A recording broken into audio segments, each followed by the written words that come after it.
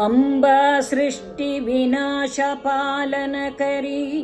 आर्याभिसंशोभिता गायत्री प्रणवाक्षरामृतरसः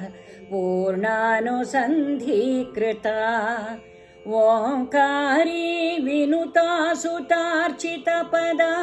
उद्दण्डदैत्यापहा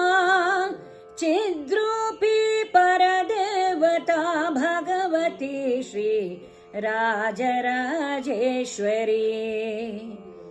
अम्बा शाश्वत आगमादिविनुता आर्या महदेवता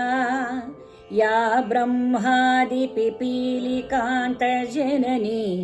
या वै जगन्मोहिनी या पञ्चप्रणवादिरेफजननी या चित्कलामालिनी चिद्रूपी परदेवता भगवती श्री राजराजेश्वरी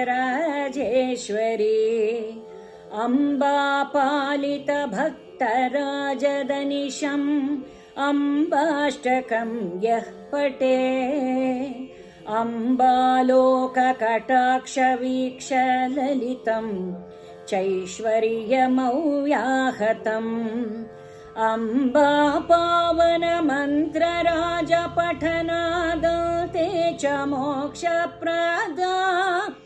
चिद्रूपी परदेवता भगवती श्री राजराजेश्वरी